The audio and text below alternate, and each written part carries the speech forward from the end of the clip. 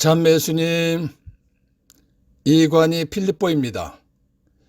마르코복음서 2장 가르침을 합니다. 기도하고 시작합니다. 성부와 성자와 성령의 이름으로 아멘.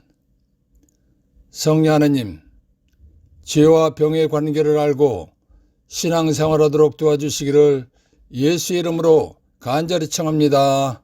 아멘.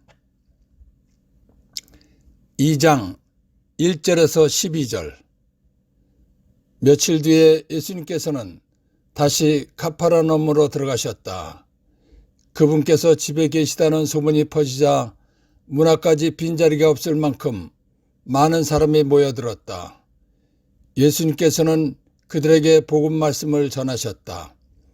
그때 사람들이 어떤 중풍병자를 그분께 데리고 왔다. 그 병자는 4사람이 들것에 들고 있었는데 군중 때문에 그분께 가까이 들어갈 수가 없었다. 그래서 그분께서 계신 자리에 지붕을 벗기고 구멍을 내어 중풍병자가 누워있는 들것을 달아 내려보냈다. 예수님께서 그들의 믿음을 보시고 중풍병자에게 말씀하셨다. 얘야, 너는 죄를 용서받았다. 율법학자 몇 사람이 거기에 앉아있다가 마음속으로 의아하게 생각하였다. 이 자가 어떻게 저런 말을 할 수 있단 말인가? 하느님을 모독하는군. 하느님 한 분 외에 누가 죄를 용서할 수 있단 말인가? 예수님께서는 곧바로 그들이 속으로 의아하게 생각하는 것을 당신 영으로 하시고 말씀하셨다. 너희는 어찌하여 마음속으로 의아하게 생각하느냐?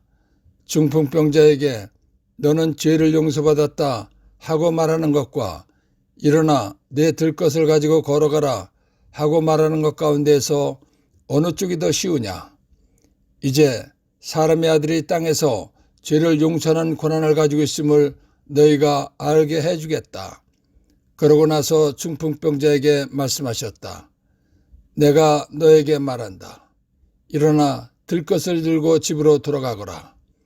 그러자 그는 곧바로 들것을 가지고 모든 사람이 보는 앞에서 밖으로 걸어 나갔다. 이에 모든 사람이 크게 놀라 하느님을 찬양하며 말하였다. 이런 일은 일찍이 본 적이 없다. 예수님께서 구원사업을 하시면서 사신 곳은 갈릴레아 호수가 카프르나움입니다. 예수님께서 집에 계신다는 소문이 퍼졌습니다. 그러자 많은 사람들이 예수님을 보려고 몰려와서 문 앞까지 꽉 찼습니다. 많은 사람들이 몰려온 것을 보신 예수님께서는 하늘나라에 관한 복음을 가르치셨습니다. 그때 사람들이 어떤 중풍병자를 들것에 들고 예수님께 데려왔습니다. 들것에 들려올 정도의 중풍병자라면 중풍병의 정도가 매우 심한 상태입니다. 중풍병자를 데리고 온 사람들은 걸을 수도 없는 심한 중풍병자도 예수님께 가기만 하면 고쳐주신다는 믿음을 가지고 데리고 온 것입니다. 그런가 하면 들것에 들려온 중풍병자도 예수님을 만나기만 하면 자기처럼 심한 중풍병자도 고쳐주신다는 것을 믿고 온 것입니다. 왜냐하면 사람들이 중풍병자를 예수님께 데리고 가기 전에 중풍병자에게 예수님을 만나면 당신의 병이 나을 수 있다고 알려주고 예수님을 만나러 왔을 것이기 때문입니다. 그런데 사람들이 너무 많아서 예수님 앞으로 데리고 갈 수 없었습니다. 그래서 그들은 지붕 위로 올라가서 지붕을 벗기고 중풍병자가 누워있는 들것을 줄에 묶어서 예수님 앞에 내려보냈습니다. 이런 모습을 보신 예수님께서는 이 사람들은 나를 만나면 이렇게 심한 중풍병자도 고쳐줄 수 있다는 확신을 갖고 왔구나 하는 것을 아셨습니다. 그래서 그들의 행동을 보시고 그 행동을 믿음으로 인정하시고 믿음을 보셨다고 말씀하신 것입니다. 중풍병자를 데리고 온 사람들의 행동을 믿음으로 인정하신 예수님께서 중풍병자를 고쳐주시기 전에 너는 죄를 용서받았다 라고 말씀하셨습니다. 그러자 율법학자, 현재로 말하면 신학자들은 마음속으로 예수님께서 하나님을 모독한다고 생각했습니다. 왜냐하면 율법학자들은 사람의 죄는 하느님만이 용서해 주실 수 있다는 것을 너무나 잘 알고 있었기 때문입니다. 그러나 율법학자들은 예수님께서는 하나님께서 사람이 되어오신 분이라는 것을 모르고 예수님을 사람으로만 본 것입니다. 그래서 이 자가 어떻게 저런 말을 할 수 있다는 말인가? 하나님을 모독하는군. 하나님 한 분 외에 누가 죄를 용서할 수 있단 말인가? 라는 말을 한 것입니다. 율법학자들의 속마음을 아신 예수님께서는 어찌하여 너희는 의아하게 생각하느냐? 라고 하셨습니다. 그러시고는 중풍병자에게 너는 죄를 용서받았다 하고 말하는 것과 일어나 내 들 것을 가지고 걸어가라 하고 말하는 것 가운데서 어느 쪽이 더 쉬우냐라고 물으셨습니다. 그런 다음 예수님께서 이제 사람의 아들이 땅에서 죄를 용서하는 권한을 가지고 있음을 너희가 알게 해주겠다라고 말씀하셨습니다. 그리고 중풍병자에게 내가 너에게 말한다. 일어나 들 것을 들고 집으로 돌아가거라 하고 말씀하셨습니다. 그러자 중풍병자는 일어나 곧바로 들 것을 가지고 모든 사람의 보는 앞에서 밖으로 걸어 나갔습니다. 이에 모든 사람이 크게 놀라 하느님을 찬양하며 이런 일은 일찍 본 적이 없다라고 말했습니다.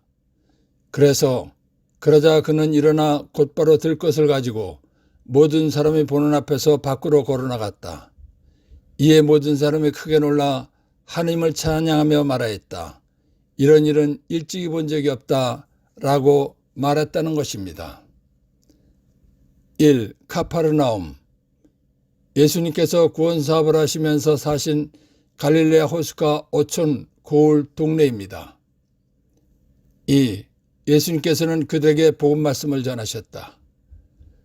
지옥불 속에 갈 원죄와 행위죄를 회개하고 예수님 믿으면 구원받고 하늘나라에 간다는 말씀을 하셨다는 것입니다. 3. 예수님께서 그들의 믿음을 보시고 란. 들것에 들려올 만큼 심한 중풍병자도 예수님께 데리고 가면 고쳐주신다고 믿고 와서 예수님을 만나게 하기 위해서 지붕까지 벗기고 병을 고쳐주시게 하기 위한 적극적인 행동, 믿음을 보셨다는 것입니다. 4. 너는 죄를 용서받았다. 예수님께서는 죄 때문에 중풍병이 왔다는 것을 아십니다. 그래서 중풍병의 원인인 죄를 용서해 주셨다는 것입니다. 죄를 용서해 주셨다는 것은 중풍병을 고쳐주시겠다고 하신 말씀입니다. 5. 이제 사람의 아들이 땅에서 죄를 용서하는 권한을 가지고 있음을 너희가 알게 해주겠다. 예수님께서는 병의 원인이 죄 때문이라는 것입니다. 죄를 용서받으면 중풍병의 원인이 없어졌기 때문에 중풍병이 낫는 것입니다. 이것이 하나님의 원리입니다. 예수님께서 중풍병을 고쳐주신 것은 죄를 용서하는 권한이 있다는 것을 알게 해주신 것입니다. 6. 예수님 말씀대로 병의 원인이 죄인가? 의학적으로 볼 때 병은 세균, 바이러스, 염증, 신경성, 스트레스 등에 의해서 발병한다고 합니다. 그렇기 때문에 의학적으로 볼 때는 병과 죄와는 전혀 상관이 없는 것입니다.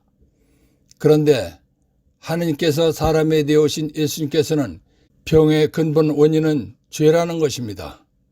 그리고 중풍병을 고쳐주시기 전에 너는 죄를 용서받았다 라고 말씀하신 다음 일어나 내 들 것을 가지고 집으로 돌아가거라 하고 말씀하셨습니다. 그러자 중풍병자는 치유가 되어서 일어나 들 것을 가지고 돌아갔습니다. 중풍병자의 치유 사건으로서 예수님께서 말씀하신 대로 병의 근본 원인은 죄라는 것이 증명된 것입니다. 요한복음 5장 14절. 그 뒤에 예수님께서 그 사람을 성전에서 만나시자 그에게 이르셨다. 자, 너는 건강하게 되었다. 더 나쁜 일이 너에게 일어나지 않도록 다시는 죄를 짓지 마라. 예수님께서 양문, 양이 드나드는 문 곁 배짜 타라는 목과 주랑에 38년 동안 앓던 병자를 고쳐주신 다음에 하신 말씀입니다. 이 말씀을 잘 살펴보면 다시 죄를 지으면 38년 동안 앓던 병보다 더 나쁜 일이 일어난다고 하셨습니다. 그렇다면 38년을 앓게 한 병의 원인은 죄였다는 것입니다. 하느님께서는 삼위일체이십니다. 삼위는 한 분이십니다. 삼위가 한 분이시기 때문에 하느님께서 천지를 창조하셨다는 것은 예수님께서도 천지를 창조하셨고 사람을 만드셨다는 것입니다. 예수님께서는 사람을 만드신 하느님이시기 때문에 사람의 모든 것을 너무나 잘 알고 계십니다. 사람을 너무나 잘 알고 계시기 때문에 사람에게 병이 생기는 원인도 잘 알고 계십니다. 사람도 만드시고 사람이 병에 걸리게 되는 이유도 원인도 다 알고 계신 예수님께서 병의 원인이 죄라고 하시면 병의 원인은 죄입니다. 예수님 말씀대로 병의 원인이 죄인가 요약. 요한복음 5장 14절 참고. 중풍병자를 고쳐주실 때 죄를 용서해 주시고 고쳐주셨습니다.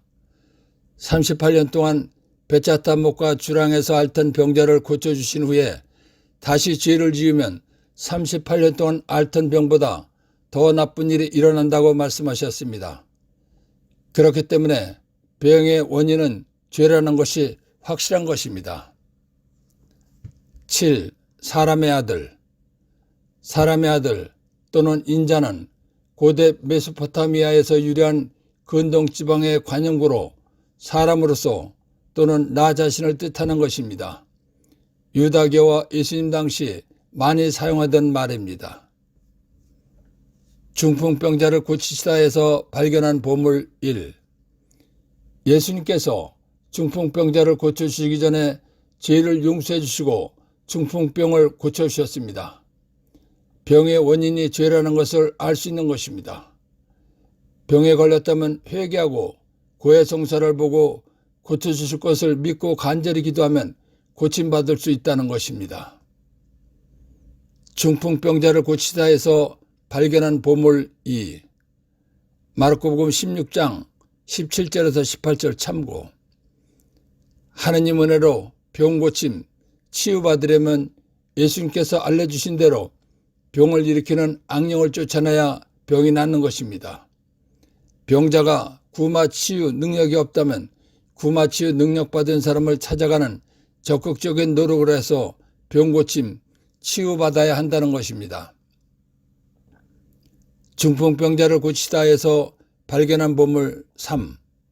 중병, 난치병, 불치병, 희귀병 등을 예수님 은혜로 낫고 싶다면 구마 치유 능력 받은 사람을 찾아가는 적극적인 노력을 해서 병 고침, 치유받아야 한다는 것입니다. 중풍병자를 고치다 해서 발견한 보물 4. 정신적인 병이나 마음의 병, 문제 등이 있는 사람은 본인 의지로 병 고치는 능력받은 사람을 찾아가기가 어렵습니다. 이런 사람들을 낫게 하려면 능력받은 사람에게 데려다 주거나 소개해 줘야 한다는 것입니다. 2장 13절에서 17절. 예수님께서 다시 호숫가로 나가셨다. 군중이 모두 모여오자 예수님께서 그들을 가르치셨다. 그 뒤에 길을 지나가시다가 세관에 앉아있는 알페오의 아들 레오를 보시고 말씀하셨다. 나를 따르라. 그러자 레오는 일어나 그분을 따랐다. 예수님께서 그의 집에서 음식을 잡수시게 되었는데 많은 세리와 죄인도 예수님과 그분의 제자들과 자리를 함께 하였다. 이런 이들이 예수님을 많이 따르고 있었기 때문이다. 바리사이파 율법학자들은 예수님께서 죄인과 세리들과 함께 음식을 잡수시는 것을 보고 그분의 제자들에게 말하였다. 저 사람은 어째서 세리와 죄인들과 함께 음식을 먹는 것이오. 예수님께서 이 말을 들으시고 그들에게 말씀하셨다. 건강한 이들에게는 의사가 필요하지 않으나 병든 이들에게는 필요하다. 나는 의인이 아니라 죄인을 부르러 왔다. 예수님께서 다시 갈릴레아 호숫가로 가셨습니다. 많은 사람들이 모여들자 예수님께서는 그들을 가르치셨습니다. 그런 다음 세관 앞을 지나가시다가 세관에 앉아있는 레위를 보셨습니다. 레위는 세금을 매기고 거두어들이는 업무를 담당하는 관리자인 세리입니다. 레위를 보신 예수님께서는 세리, 레위, 마테오를 보시고 제자로 삼고 싶으셨습니다. 그래서 레위를 보시고 나를 따라라 라고 말씀하신 것입니다. 예수님께서 나를 따라라 라는 말씀을 하실 때는 제자로 삼고 싶은 사람들에게만 하시는 말씀입니다. 예수님의 말씀을 들은 세리, 레위, 마테오는 즉각 예수님을 따랐습니다. 그래서 그 뒤에 길을 지나가시다가 세관에 앉아있는 알페의 아들 레위를 보시고 말씀하셨다. 나를 따라라. 그러자 레위는 일어나 그분을 따랐다라는 것입니다. 세리, 레위, 마테오는 자기를 불러주신 예수님을 자기 집에 모시고 음식을 대접했습니다. 그런데 세리, 레위 집에는 많은 세리들과 죄인들도 있었습니다. 그렇기 때문에 예수님께서 세리들과 죄인들과 함께 식사를 하셨습니다. 그 자리에는 바리새파 율법학자들도 있었습니다. 율법학자들은 율법을 가장 잘 아는 사람들입니다. 그렇기 때문에 스스로 의인이라고 생각하며 사는 사람들입니다. 의인이라고 자처하는 율법학자들은 율법을 잘 지키지 못하는 사람들을 죄인이라고 했습니다. 그렇기 때문에 의인이라고 자처하는 율법학자들은 죄인들과는 어울리지 않았습니다. 그러니까 당연히 식사도 함께 하지 않았습니다. 또한 세리는 침략자인 로마에 붙어서 같은 동족인 이스라엘 사람들을 착취한다고 생각했기 때문에 세리들과는 더욱더 어울리지 않았습니다. 율법학자들은 예수님의 가르침이나 행적을 보았을 때 분명히 대단히 훌륭한 분이시라는 것을 알았습니다. 예수님께서 의인이라고 자처하는 자기들보다 훌륭하신 분이라면 당연히 죄인들과 세리들과는 어울리지 않아야 된다고 생각했습니다. 그런데 자기들의 생각과는 달리 예수님께서 죄인들과 세리들과 어울려 식사하는 것을 보고서는 이해가 되지 않았던 것입니다. 그래서 율법학자들은 예수님을 못마땅해 여기면서 제자들에게 당신의 스승님은 어째서 죄인들과 세리들과 함께 어울려 식사를 하는 것이냐고 물은 것입니다. 예수님께서는 스스로 의인이라고 자처하는 율법학자들이 예수님을 못마땅해 하는 말을 들으셨습니다. 그래서 예수님께서는 건강한 사람에게는 의사가 필요 없지만 아픈 사람에게는 의사가 필요하듯이 나는 의인이라고 하는 사람들을 만나러 온 것이 아니라 죄인이라고 하는 사람들을 하늘나라에 가게 하려고 오는 것이다 라고 예수님께서 이 세상에 오신 목적을 말씀해 주신 것입니다. 그래서 예수님께서 이 말을 들으시고 그들에게 말씀하셨다. 건강한 이들에게는 의사가 필요하지 않으나 병든 이들에게는 필요하다. 나는 의인이 아니라 죄인을 부르러 왔다 라고 말씀하신 것입니다. 1. 나를 따라라.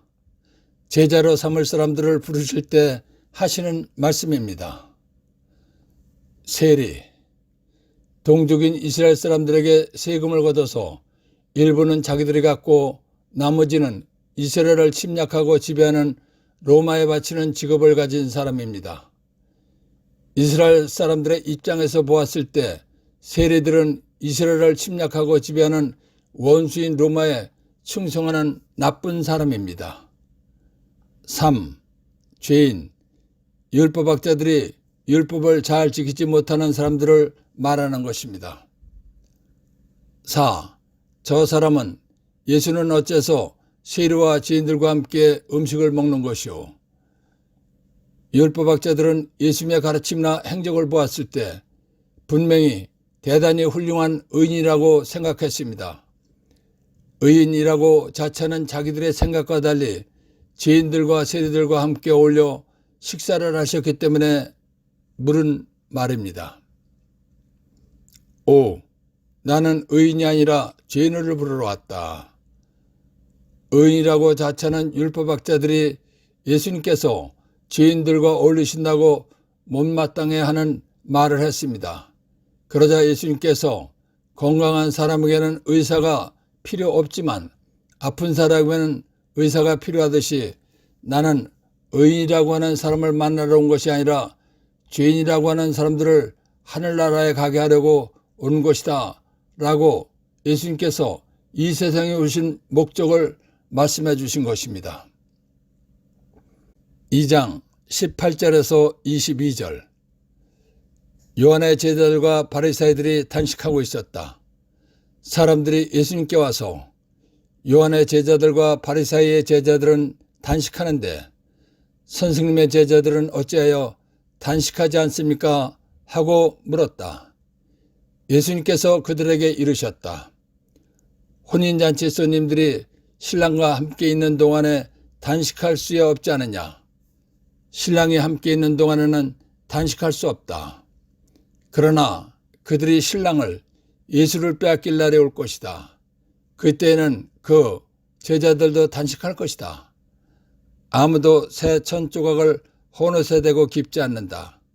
그렇게 하면 헌옷에 기워된 새 헝겊에 그 옷이 당겨 더 심하게 찢어진다.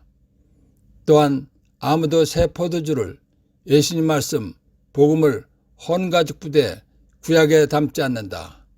그렇게 하면 포도주가 부대를 터뜨려 포도주도 부대도 버리게 된다. 새 포도주는 예수님 말씀 복음은 새 부대 신약에 담아야 한다. 레위기 16장 29절에서 31절. 이것은 너에게 영원한 규칙이 되어야 한다. 7째 달 초 여름날에 너희는 고행, 단식을 하고 일은 아무것도 해서는 안 된다. 본토인이든 너희 가운데 머무르는 이방인이든 마찬가지다. 바로 이날이 너희를 위한 속죄 예식을 거행하여 너희를 정결하게 하는 날이기 때문이다. 이로써 너희는 주님 앞에서 너희의 모든 잘못을 벗고 정결하게 된다. 이날은 너희에게 안식일, 곧 안식의 날이다. 너희는 고행, 단식을 해야 한다. 이는 영원한 규칙이다. 공동번역 레위기 16장 29절에서 31절. 이것은 너희가 길이 지킬 규정이다.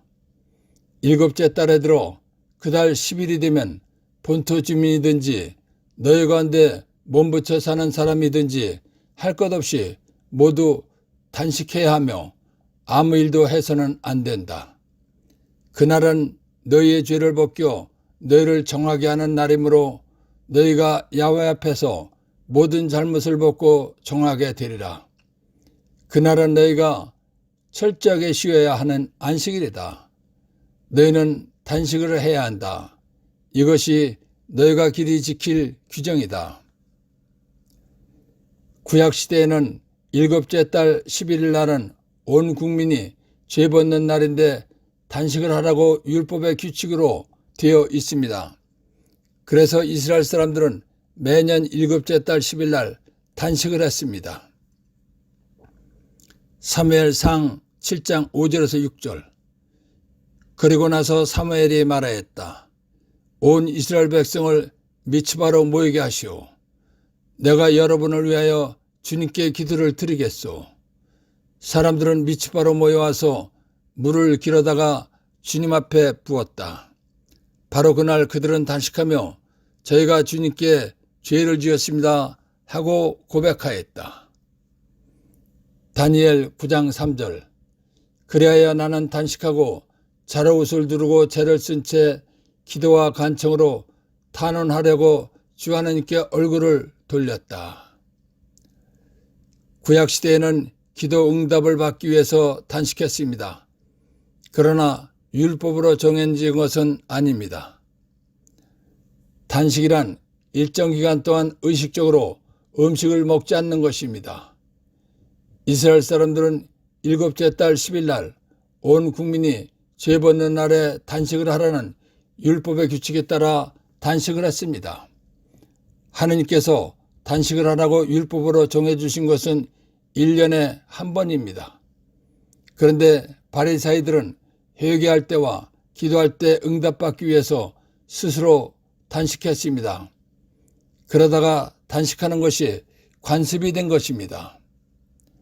요한의 제자들과 율법을 가장 잘 지킨다는 바리새인들은 관습에 의해서 단식을 자주 했습니다. 특히 바리새인들은 단식하는 것을 스스로 공로라고 생각했습니다. 그래서 공로를 쌓으려고 일주일에 2번씩 월요일과 목요일에 단식했습니다. 일주일에 2번씩 단식하라는 것은 율법에 없는 것입니다. 스스로 단식하는 것을 공로라고 생각하고 공로를 쌓았다고 해서 하느님께서 기도 응답을 해주시는 것은 아닙니다. 다만 스스로 믿음이 좋은 사람인 것처럼 하나님을 잘 믿는 사람인 것처럼 보이기 위해서 한 것일 뿐입니다. 요한의 제자들과 바리새인들은 단식을 했습니다. 그런데 바리새인들이 보니까 하나님을 잘 믿으라는 예수님의 제자들은 율법에 서명한 단식도 하지 않았고 전통적으로 하는 단식도 하지 않았습니다.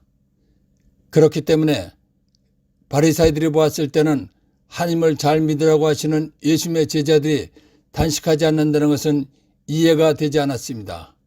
그래서 예수님께서 왜 스승의 제자들은 단식하지 않는 것입니까? 하고 질문한 것입니다. 예수님께서는 구약의 약속에 의해서 구원자로 오신 분이십니다. 예수님께서는 구약을 지키라고 오신 것이 아닙니다. 그리고 전통을 지키라고 오신 것도 아닙니다. 예수님께서 오심으로써 구약은 끝난 것입니다.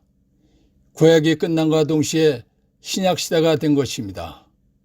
신약시대에는 구약시대처럼 죄를 벗고 용서받기 위해서 단식을 해야 할 이유가 없는 것입니다.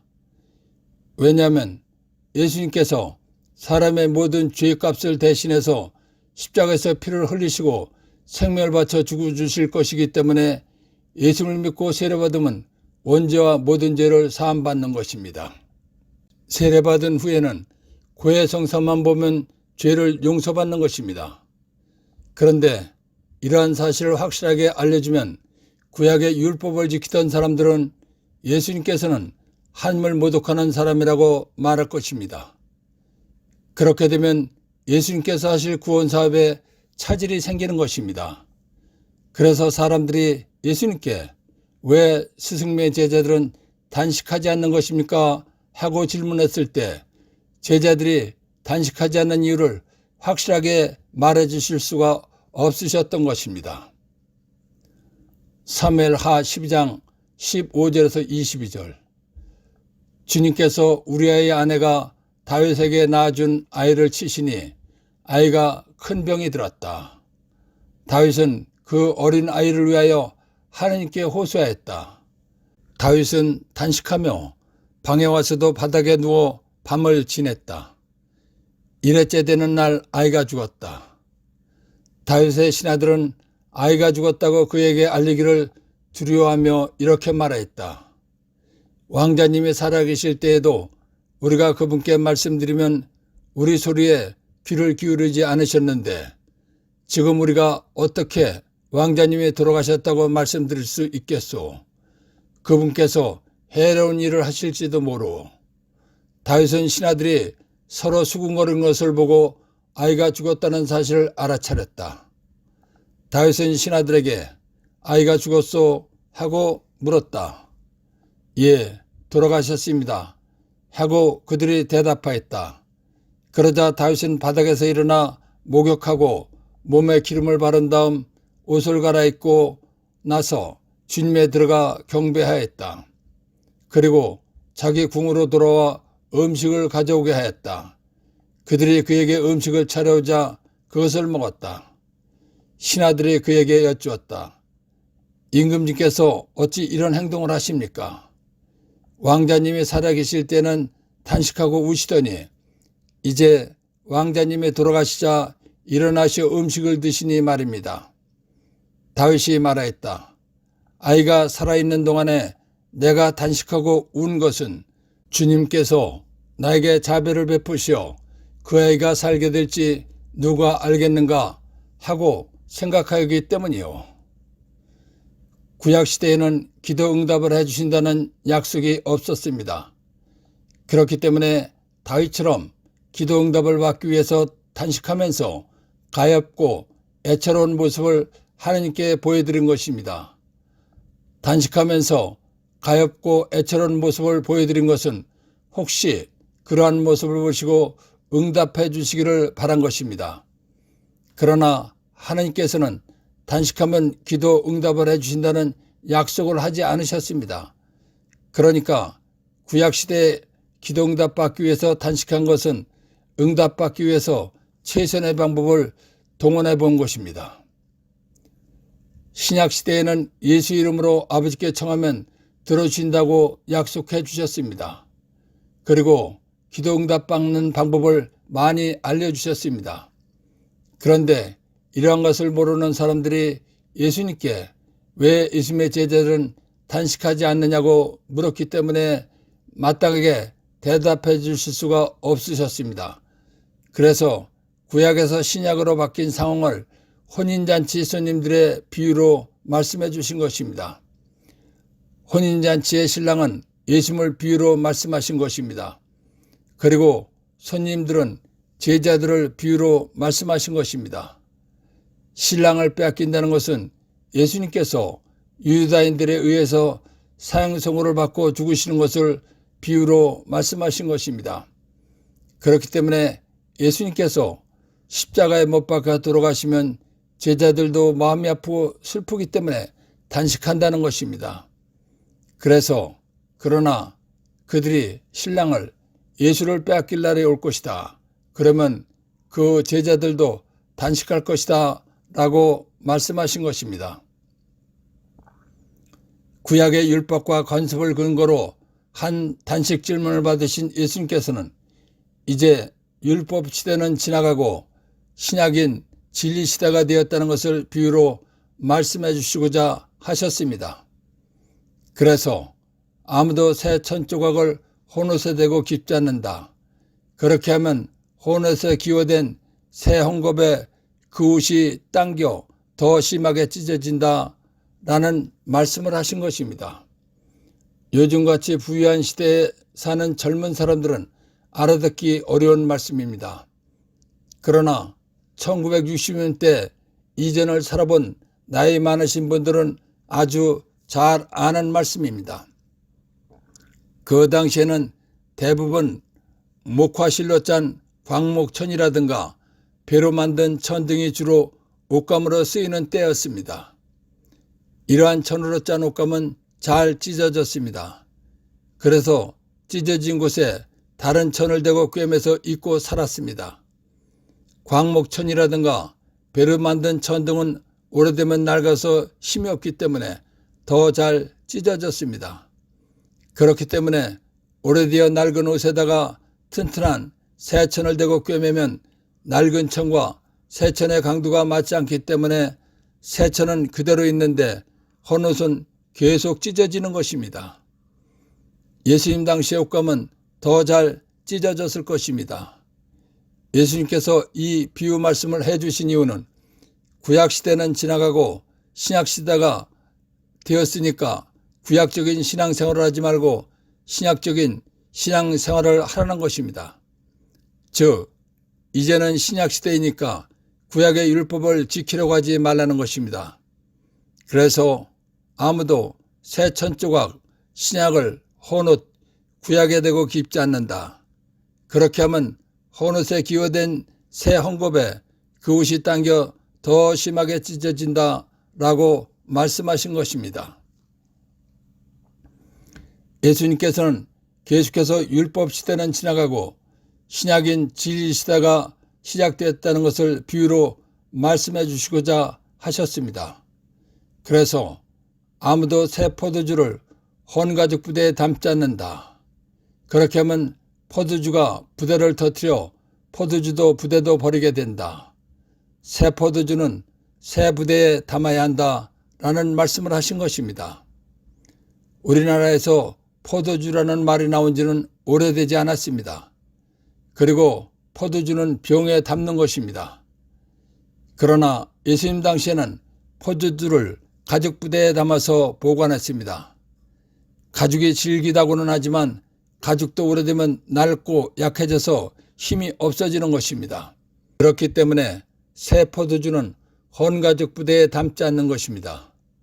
왜냐하면 새 포도주는 발효가 되기 때문에 부대 속이 팽창합니다.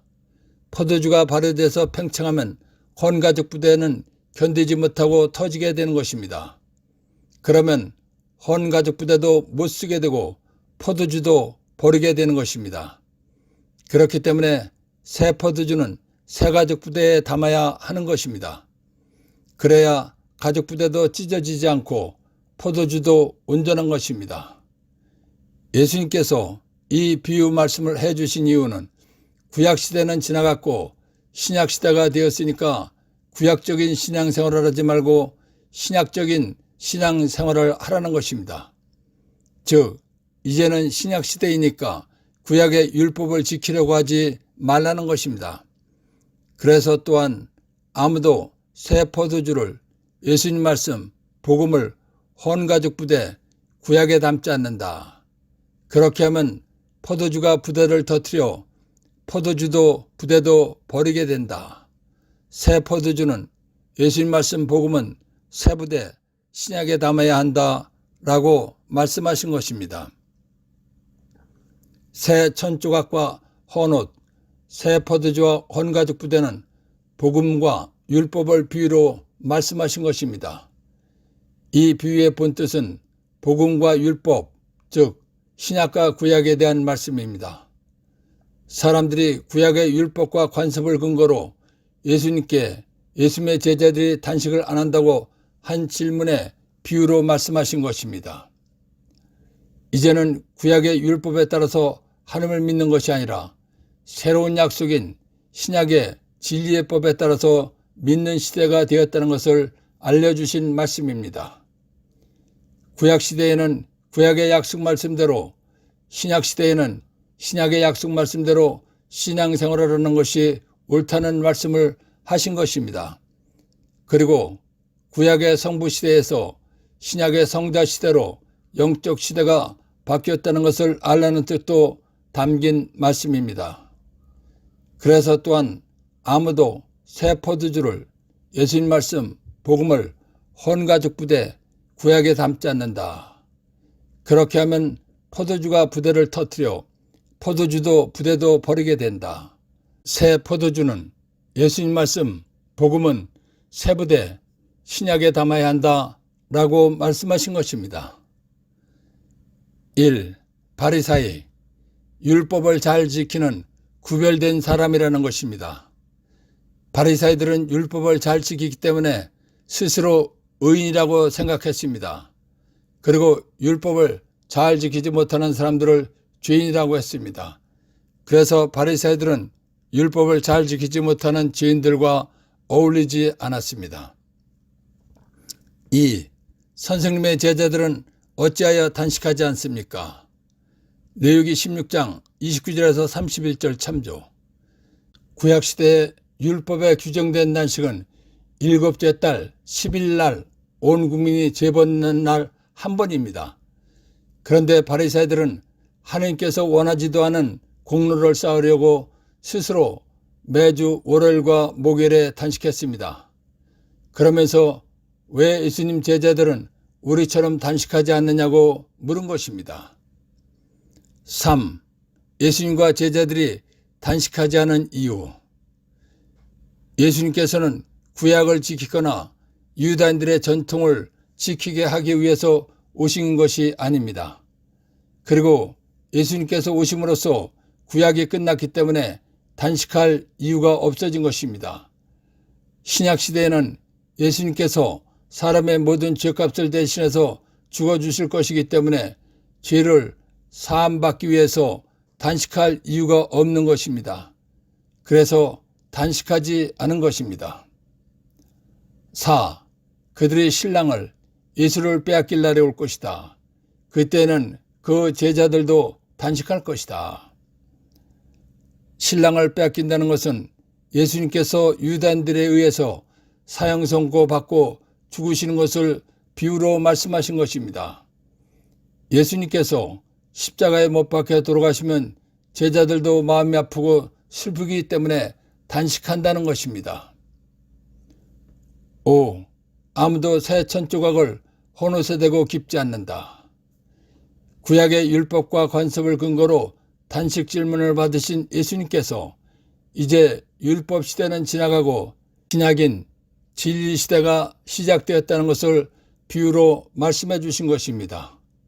즉, 새 천과 헌옷의 천은 강도가 다르기 때문에 꿰매면 찢어진다는 것입니다.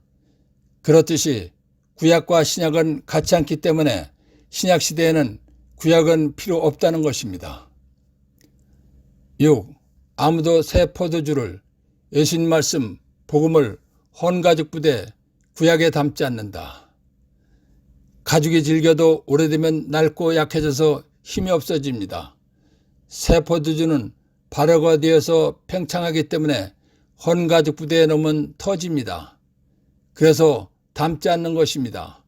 새 포도주와 예수님 말씀인 신약과 헌가죽 부대 구약 비유 말씀은 구약은 지나가고 신약인 복음 진리 시대가 시작되었다는 것을 말씀하신 것입니다. 7. 새 포도주는 새 부대에 담아야 한다. 신약 시대에는 율법을 근거로 믿는 것이 아니고 예수님 말씀대로 믿음 생활해야 한다는 것입니다. 2장 23절에서 28절. 예수님께서 안식일에 밀바사이를 질러 가시게 되었다. 그런데 그분의 제자들이 길을 내고 가면서 밀 이삭을 뜯기 시작하였다. 바리사이들이 예수님께 말하였다. 보십시오. 저들은 어째서 안식일에 해서는 안 되는 일을 합니까? 그러자 예수님께서 그들에게 말씀하셨다. 다윗과 그 일행이 먹을 것이 없어 배가 고팠을 때 다윗이 어떻게 해야 했는지 너희는 읽어본 적이 없느냐? 에브야타르 대사제 때에 그가 하나님의 집에 들어가 사제가 아니면 먹어서는 안 되는 제사빵을 먹고 함께 있는 이들에게도 주지 않았느냐? 이어서 그들에게 말씀하셨다. 안식일이 사람을 위하여 생긴 것이지 사람이 안식일을 위하여 생긴 것은 아니다. 그러므로 사람의 아들은 예수는 또한 안식일의 주인 창조주 하느님이다. 탈출기 20장 8절에서 11절. 안식일을 기억하여 거룩하게 지켜라. 여세 동안 일하면서 네 할 일을 다 하여라. 그러나 일의 날은 주 너희 하느님을 위한 안식일이다.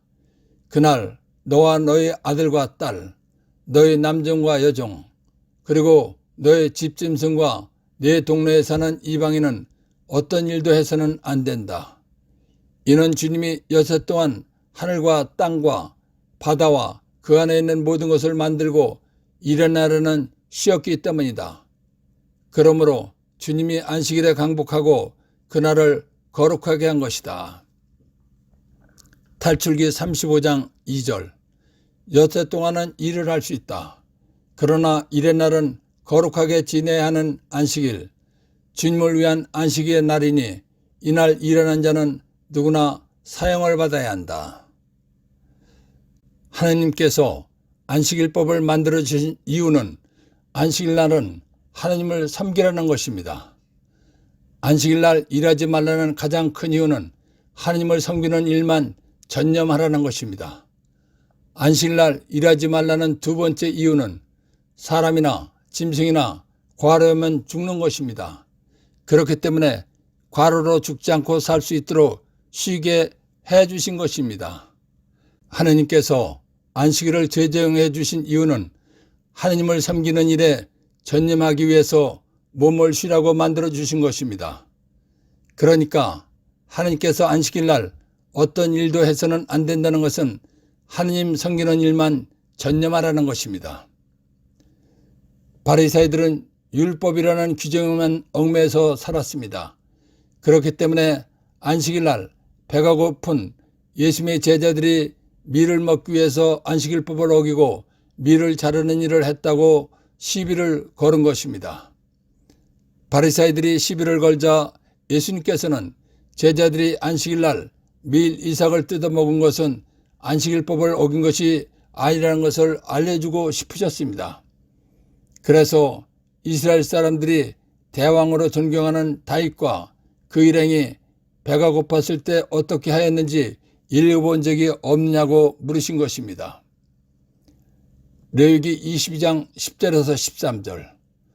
속이는 누구도 거룩한 하나님께 봉헌한 예물 빵을 먹지 못한다. 사제의 객식구나 품팔이꾼도 거룩한 예물을 먹지 못한다. 그러나 사제가 돈을 주고 사들인 사람은 그것을 먹을 수 있다. 사제의 시종도 마찬가지다. 이들은 사제의 양식을 함께 먹을 수 있다. 사제의 딸이라도 속인에게 시집갔으면 거룩한 예물로 바친 것을 먹지 못한다. 사제의 딸이 자식 없이 과부가 되었거나 소박을 맞고 아버지 집에 들어왔으면 처녀 때처럼 자기 아버지의 양식을 먹을 수 있다. 그러나 속이는 누구도 그것을 먹지 못한다. 율법은 하나님께 예물로 바친 거룩한 빵은 사제와 그 가족 외에는 누구도 먹어서는 안 된다고 규정하고 있습니다. 사무엘상 21장 4절에서 7절. 지금 사제 아히멜렉님 수중에 무엇이 좀 없습니까? 빵 5덩이라도 좋습니다. 아니면 아무 것이나 있는 대로 저에게 주십시오. 사제가 다윗에게 대답하였다. 보통 빵은 내 수중에 없고 있는 것이로는 거룩한 빵뿐입니다. 부하들이 여자를 가까이지 않았다면 드릴 수 있습니다. 다윗이 사제에게 응답하였다. 내가 출정할 때 늘 그렇게 하듯이 우리는 여자를 멀리하였습니다. 그러니 부하들의 몸도 깨끗합니다. 이번 경우가 보통 여행길이기는 하지만 오늘은 그들 몸이 깨끗합니다. 그제야 사제는 거룩한 빵을 다윗에게 주었다. 주님 앞에 바친 제사빵 말고는 다른 빵이 없었기 때문이다. 그것은 마침 그날 주님 앞에서 물려내고 따뜻한 빵으로 바꾸면서 치워놓은 것이었다. 아히멜렉 사제는 다윗과 다윗의 부하들이 배가 고팠을 때 사제나 사제의 가족이 아니면 누구도 먹을 수 없는 하나님께 예물로 드렸던 거룩한 빵을 먹겠습니다. 아히멜렉 사제가 다윗에게 거룩한 예물로 바쳤던 빵을 먹게 한 이유는 거룩한 빵 말고는 다른 빵이나 먹을 것이 없었기 때문이었다라고 말했습니다. 이 말은 율법도 상황에 따라서는 예외가 있다는 것을 말한 것입니다. 그렇기 때문에 예수님께서는 제자들이 먹을 것이 없는 상황에서 배가 고파 밀 이삭을 뜯어먹은 것은 안식일법에 어긋나지 않는다는 것을 알라는 것입니다. 그래서 에브야타르 대사제 때에 그가 하느님에 들어가 사제가 아니면 먹어서는 안 되는 제사빵을 먹고 함께 있는 이들에게도 주지 않았느냐라고 말씀하신 것입니다. 하느님께서 안식일을 만드신 것은 사람을 위해서 만드신 것이지 안식을 위해서 사람을 만들지 않으셨다는 것입니다. 예수님께서 안식일법의 목적을 확실하게 말씀하신 것은 예수님께서는 천지를 창조하시고 사람을 창조하신 삼위일체 하느님이시기 때문입니다. 예수님께서 천지를 창조하시고 사람을 창조하시고 안식일법을 만드신 하느님이시기 때문에 안식일의 주인이라고 말씀하신 것입니다. 그러므로 사람의 아들은 예수는 또한 안식일의 주인 창조주 하느님이다 라고 말씀하신 것입니다. 1. 저들은 어째서 안식일에 해서는 안 되는 일을 합니까? 탈출기 20장 8절에서 11절, 탈출기 35장 2절 참조. 하느님께서 안식일법을 만들어주시고 일하지 말라는 가장 큰 이유는 하느님 섬기는 일만 전념하라는 것입니다. 두 번째 이유는 사람이나 짐승이나 과로하면 죽기 때문에 쉬게 해 주신 것입니다. 그런데 안식일의 본 뜻인 사람 사랑은 모르고 제자들이 배가 고파서 밀이삭을 잘라 먹은 것이 안식일법을 어긴 것이라고 시비를 걸은 것입니다. 2. 안식일이 사람을 위하여 생긴 것이지 사람이 안식일을 위하여 생긴 것은 아니다. 레위기 22장 10절에서 13절, 사무엘상 21장 4절에서 7절 참고. 하느님께서 안식일법을 만들어 주신 것은 사람이 과로로 죽지 않게 하기 위하여 만들어 주신 것이라는 것입니다. 안식일을 지키라고 사람을 만들지 않으셨다는 것입니다. 4. 안식일 1. 유다교에서 일주일의 제7일인 성스러운 날을 말하는 것입니다. 금요일 저녁 해가 넘어가면서부터 토요일 해가 넘어가기 전까지를 안식일이라고 하는 것입니다. 이날은 모든 일을 하지 않고 하느님을 섬기며 쉬는 날입니다. 5. 안식일 2. 이스라엘 사람들의 하루 기준과 우리의 하루의 기준이 다릅니다. 우리나라는 밤 12시에서 다음날 밤 12시까지를 하루라고 합니다. 또는 해가 뜨기 전 동이 틀 무렵부터 다음날 동이 트기 전까지를 하루라고 하는 것입니다. 그런데 이스라엘 사람들은 해가 넘어가면 하루가 시작되어서 다음날 해가 넘어가기 전까지를 하루라고 하는 것입니다. 이스라엘과 우리의 풍습이 다르다는 것도 알면 성경을 이해하는 데 도움이 됩니다. 6. 유다교. 예수님께서 이 세상에 오시기 전인 구약시대에 모세의 율법을 기초로 이스라엘 사람들이 하나님을 믿던 민족 종교입니다. 유일신인 야훼 하나님을 믿으면서 메시아, 그리스도가 오실 것을 믿었습니다. 메시아, 구세주, 구원자가 오시면 지상 천국이 건설되리라고 믿었습니다. 유다교라는 이름이 생긴 것은 기원전 4세기경부터입니다.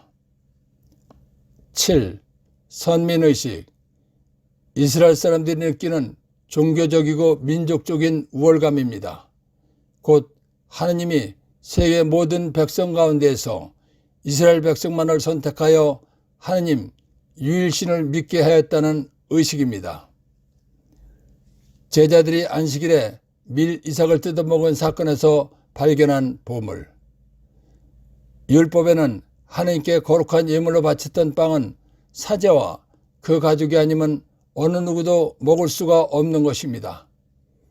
그런데 배가 고파서 기진한 사람이 있을 경우 다른 것은 먹을 것이 없고 오직 하느님께 거룩한 예물로 바쳤던 빵밖에 없다면 먹어도 율법에 어긋나지 않는다는 것입니다. 그러니까 엄격한 율법에도 예외는 있다는 것입니다. 죄와 병의 관계를 알고 신앙생활하도록 도와주신 성령 하나님과 하나님 아버지와 예수님께 감사의 큰 박수를 드립시다. 아멘.